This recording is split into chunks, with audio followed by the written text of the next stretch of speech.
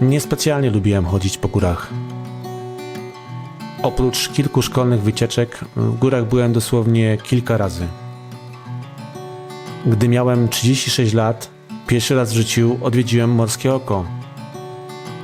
Widok zaśnieżonych szczytów, wznoszących się ponad krystalicznie czystą taflą jeziora mnie zachwycił.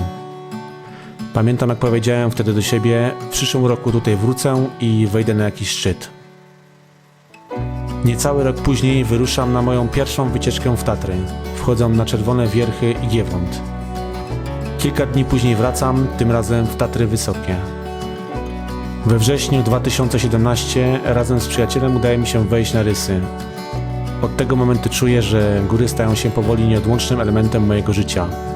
Znalazłem tam spokój, przestrzeń i udało mi się przełamać moje własne słabości. Dokładnie rok od mojej wycieczki nad Morskim Okiem na horyzoncie pojawia się możliwość wejścia na Mont Blanc. Wejście na tak zwany dach Europy jest marzeniem wielu ludzi takich jak ja, którzy bardzo lubią chodzić po górach. Ja nazywam się Maciej Spitsberg i opowiem Wam dzisiaj, jak spełniłem to marzenie i wszedłem na szczyt Mont Blanc w czerwcu 2018 roku.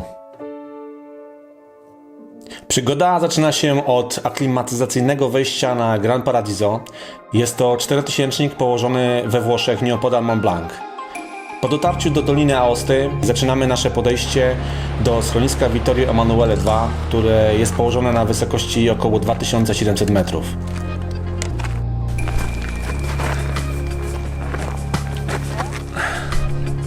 Takie mam widoki.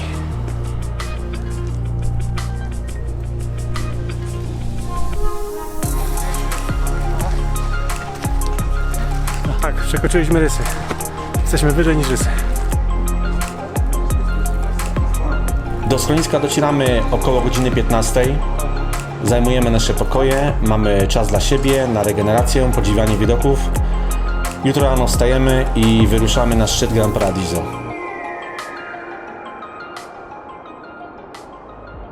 O 4 rano pobudka. Zostajemy podzieleni na dwie grupy i w takich składach wyruszamy na szczyt. Droga od schroniska na samą górę jest to około 1300 metrów przewyższenia do pokonania. Tam widzimy szczyt, 200 metrów przewyższenia przed nami.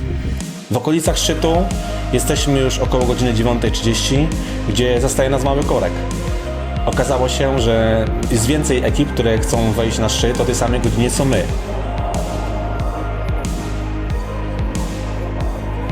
Sama końcówka to już tak naprawdę bardzo fajnie eksponowane przejście, które dostarcza niezłego zastrzyku adrenaliny po tej dosyć męczącej dreptaninie po lodowcu.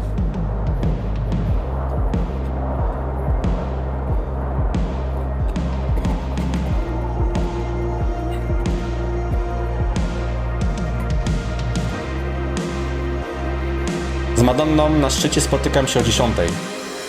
Widoki zapierają dech w piersiach, a jest to dopiero przedsmak tego, co ma mnie czekać podczas wejścia na Mont Blanc.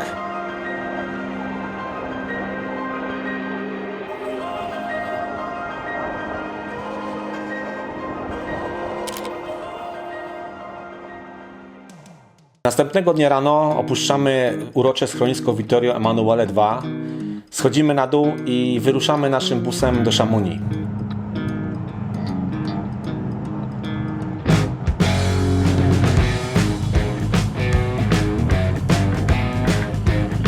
Docieramy do Chamonix, gdzie na kempingu z pięknym widokiem na Aiguille du Midi rozkładamy nasze namioty. Mamy około 1,5 dnia na regenerację i zwiedzanie miasteczka.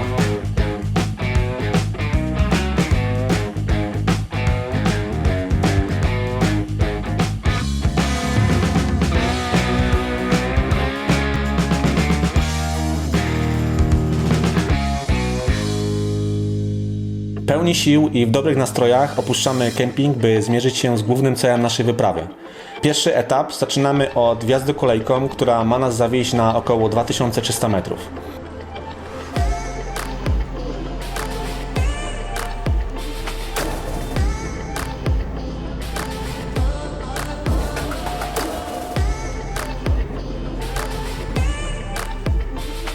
Niestety z powodu remontów torów kolejka nie dociera do najwyżej położonej stacji i jesteśmy zmuszeni pokonać ostatnie 500 metrów, częściowo po torach, częściowo szlakiem. Powyżej najwyżej położonej stacji wkraczamy na szlak, który doprowadzi nas bezpośrednio do schroniska Teteruse. O godzinie 14 docieramy do schroniska Teteruse, gdzie nieopodal rozbijamy nasze namioty. Okazało się, że jest już tam sporo innych ekip, w związku z tym planujemy nasz atak szczytowy na godzinę 12:30 w nocy. Znajdujemy się w rejonie Plateau Teteruse, wysokość 3120 metrów bodajże. Widzimy, jak jest droga poprowadzona. W lipcu praktycznie tutaj już będziemy wszędzie kamienie, już tego śniegu nie będzie, ale droga tak jak widzimy.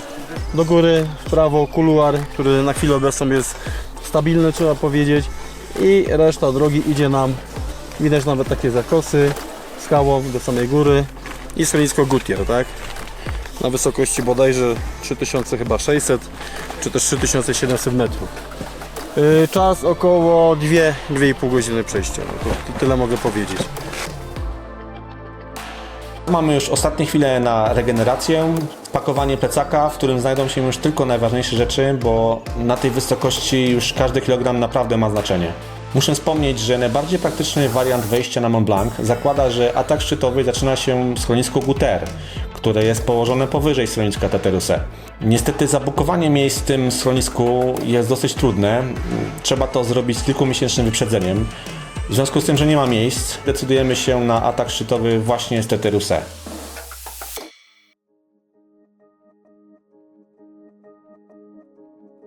No nie za wiele sobie pospałem, no ale tak to zazwyczaj bywa przed samym atakiem szczytowym. Za 15:01 wyruszamy, mijamy żółtą budkę, w której w ciągu dnia siedzi osoba sprawdzająca, czy osoby idące na szczyt mają odpowiedni sprzęt. Po około 30 minutach docieramy do miejsca, które w swojej historii Mont Blanc ma niechlubne miejsce, czyli tak zwany Grand Couloir. Jest to żleb, który ma to do siebie, że w ciągu najcieplejszych dni w roku, czyli lipiec-sierpień, spadają tam dosyć obfite lawiny kamieni. Szybkim krokiem trawersujemy to zbocze. O tej porze roku i w nocy kamienie są jeszcze zmrożone, więc lecą jakieś pojedyncze sztuki. Przed nami najtrudniejszy technicznie etap wejścia na Mont Blanc.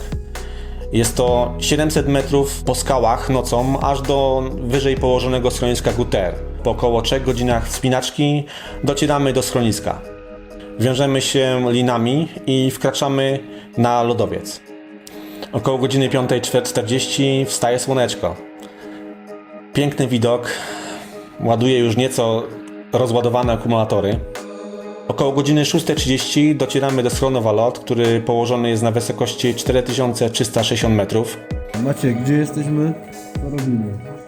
Jesteśmy w schronie Valot. Odpoczywamy przed finalnym atakiem szczytowym. Za nami już około 6 godzin marszu i 1600 metrów przewyższenia. Zmęczenie już się daje we znaki, tym bardziej, że na tej wysokości już dosyć mocno czuć spadek zawartości tlenu.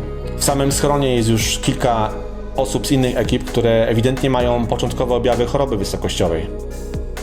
O godzinie 7:15 zbieramy się, żeby pokonać nasze ostatnie 500 metrów na szczyt. Powolnym krokiem pokonujemy Grand Bozet.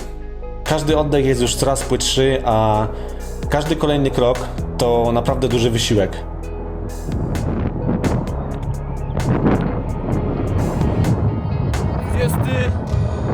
Czerwiec 2018, godzina 9:55. Z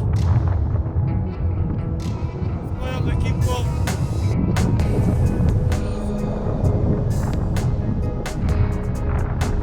wejdziemy na szczyt i uwaga,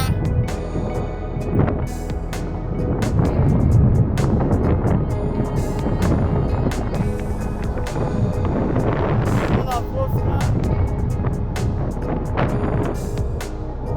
strona francuska.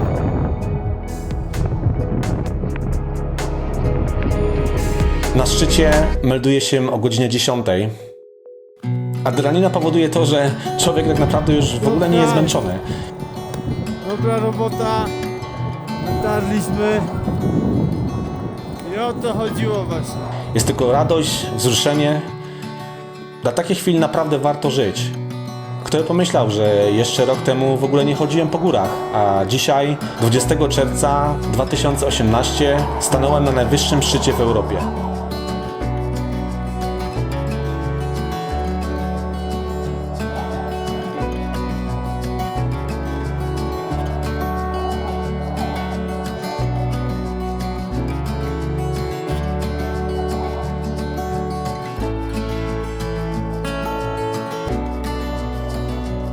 Aby wejść na szczyt Mont Blanc, nie trzeba być alpinistą. Potrzebna jest determinacja. Góra nie jest jakoś specjalnie technicznie trudna, ale warto jest mieć jakiekolwiek doświadczenie w poruszaniu się w terenie górskim zimą. Ja na szczyt wszedłem z osobą, która była już tam kilka razy, w związku z tym było łatwiej. Dodatkowo trzeba mieć przygotowanie kondycyjne. Ja od kilku lat trenuję crossfit. Ciężkie treningi, na których często jest problem złapać oddech, pomogły mi w spełnieniu tego marzenia. Jeżeli macie jakieś pytania odnośnie samej wyprawy, to zapraszam do komentowania. Jeżeli podobał Ci się ten filmik, to zostaw łapkę w górę, a nowych widzów zapraszam do subskrypcji. Do zobaczenia.